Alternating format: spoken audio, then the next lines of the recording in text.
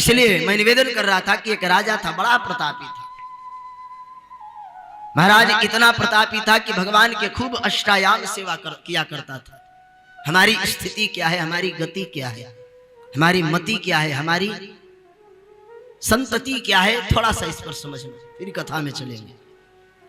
वह राजा महाराज बड़ा ही भगवान की सेवा करता था, भगवान और बड़ा प्रजा वत्सल था, प्रजाओं पर बड़ा स्नेह रखता था। महाराज एक बार भगवान से निवेदन किया, महाराज मेरे प्रजा बड़ी दुखी है। बोले महाराज दुखी तो है, क्या करना चाहते हो? राजा ने भगवान से कहा, महाराज मेरे प्रजा को आप दर्शन दे और इनको इस बंधनों से मुक्त करें। भगवान ने कहा, तुम्हारी प्रजा इतनी सहजता से नहीं आवेगी जितने तुम सरल सोच रहे हो। राजा कहता है, महाराज मुझे अपने प्रजा पर विश्वास है।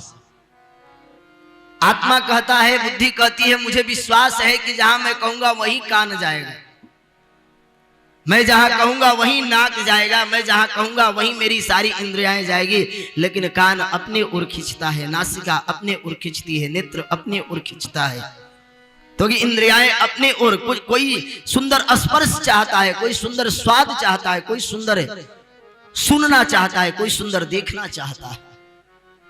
लेकिन महाराज सोचता तो है लेकिन करता नहीं है, सुनता घटिया ही है, खाता घटिया ही है, स्पर्श घटिया ही करता है।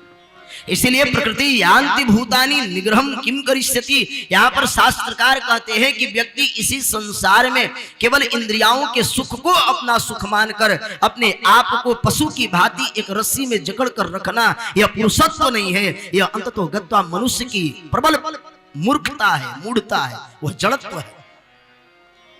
इसलिए राजा ने जब भगवान से निवेदन किया कि हे प्रभु मेरे प्रजाओं को आप मुक्ति दे दो, भगवान ने कहा कि तुम्हारे प्रजा को मुक्ति चाहिए ही नहीं, मांगते तो सब है, इसलिए संचय किस लिए करते हो? खूब महाराज बड़ा एम्पायर खड़ा हो जाए और बेटा महाराज नालायक निकल जाए तो भी पश्चाताप है, उस संपत्ति का भी दुख होता है कि मैंने संपत्ति संग्रह करके किया क्या।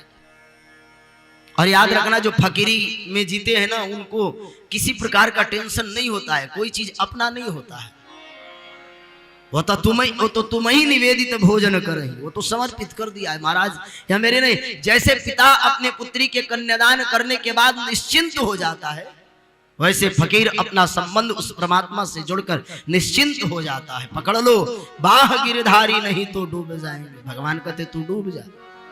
तो जीवात्मा कहता है महाराज हमारा कुछ न बिगड़ेगा, तुम्हारी लाज जाए, और अगर तुम्हें भगवान को अपनी लाज बचाने की आन पड़ेगी तो जरूर हमारी रक्षा करेंगे। इसलिए केवट कहता है मांगहु नाव न केवट आना, कहे तुम्हार मर्म में जाना। जनक जी कहते हैं जो महाराज निर्गुण ब्रह्म के उपासक हैं, आज वह परमात्मा को देखकर आश्चर्यचकित हो जाते हैं। भगवान आते मृत्यावतारे तुहिमृत्व शिक्षणम रक्षो बधावई न केवलम विभो। यहाँ पर भगवान किसी को मारने के लिए नहीं आते हैं, किसी को कष्ट देने के लिए नहीं आते, वह तो आते हैं रक्षो बधावई न केवलम विभो, वो तो शिक्षा देने के लिए आते हैं।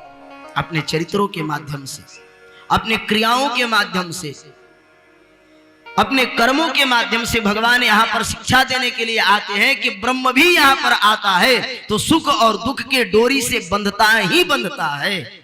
इसलिए हम मनुष्यों की क्या गति है। राजा ने निवेदन किया परमात्मा से, भगवान मेरे प्रजाओं को आप मुक्ति दो। भगवान ने एक तिथि निश्चित किया कि इस तिथि पर तुम अपने सारे प्रजावासियों को लेकर फलाने पहाड़ पर्वत के नीचे चले आना, मैं वहां से खड़ा होकर एक बार में सभी को दर्शन दे दूंगा। अब महाराज राजा ने भेरी नाद करवा दिया अपने ग्राम में, अपने समाज में, अपने साम्राज्य में कि फलाने दिन भगवान से मिलने चलना है। भगवान से मिलने चलने के लिए कौन नहीं जाना चाहता, भले भाव कुछ हो। गांव में कह दो कि एक पत्थर के रूप में भगवान निकल गए हैं तो भीड़ लग जाती है, और यहाँ तो साक्षात भगवान आते हैं। एक सामान्य केवल अपने अर्थोपार्जन के लिए अभिनय करने वाले हीरो हीरोइन आ जाते हैं तो महाराज उमड़ पड़ते हैं जन सैलाब, और ये तो साक्षात महाराज परमात्मा आ रहे हैं। सारे नगरवासी चल दिए राजा के साथ। जब जाने लगे बंधुओं तो रास्ते में पहले लोहे के सिक्के का वर्षण होने लगा। जो गरीबी के तमके के थे वह सिक्का लेकर जाने लगे। राजा ने कहा यह प्रलोभन है, भगवान से मिलने के मार्ग पर चलोगे तो विभिन्न प्रकार की प्रतिकूलताएं होगी, इसलिए नेत्र बंद कर लो, तुम्हें आगे की ओर चलना है। जो थोड़े से सहनशील थे वह राजा के बातों का पालन करते हुए थोड़े आगे बढ़े। जब बढ़ने लगे तो ताम्र पत्र गिरने लगा, ताम्र के सिक्कों का वर्षा होने लगा।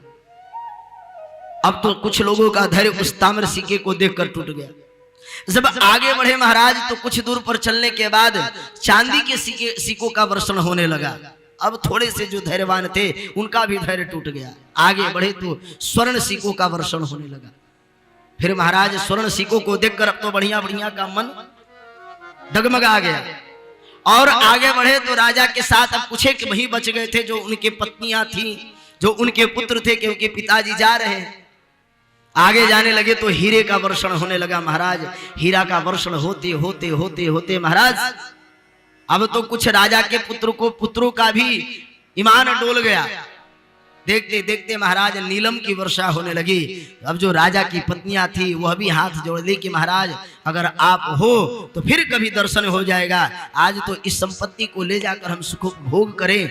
अब राजा अकेले उस परमात्मा के पास पहुंचे अपने चेहरे को लटकाकर। यही हम मनुष्यों की गति है। हमें यात्रा तो समान रूप से करते हैं, निकलते तो समान रूप से हैं। इसलिए गोस्वामी पाद तुलसीदास जी कहते हैं कि उपजहि एक संग जग माही, उपजहि एक संग जग माही।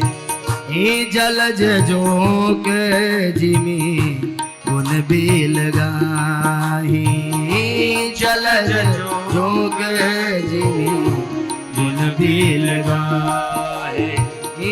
उपजहि एक संग जग माही, उपजहि एक संग जग माही।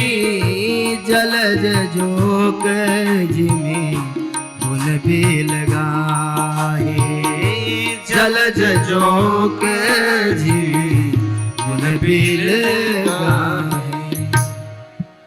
हमारी प्रकृति भिन्न होती है, जन्म एक जैसा होता है, लेकिन लोग कहते तो है महाराज तेरा तुझको अर्पण, क्या लागे मेरा, लेकिन कहने और करने में बहुत अंतर है। ये तो रिजल्ट जब सामने आता है तब पता चलता है कि मेरा बेटा पढ़ा कितना है। यह तो परीक्षा फल ही बता सकता है कि आपकी परिश्रम कितनी हुई है। यह तो फसल के कटने के बाद पता चलता है कि आपकी परिश्रम कितनी प्रबलता से हुई है। बिना परिश्रम बिना फल प्राप्त हुए हम कार्य के परिणाम के विषय में सोच ले, यह थोड़ी मूढ़ता वाली ज्ञान हो सकती है। इसलिए बंधुओं हमारी जन्म एक जैसी है लेकिन गुण भिन्न है। कोई रजोगुणी है, कोई तमोगुणी है, कोई सतोगुणी है। इसीलिए बंधुओं जो उस परमात्मा का हो जाता है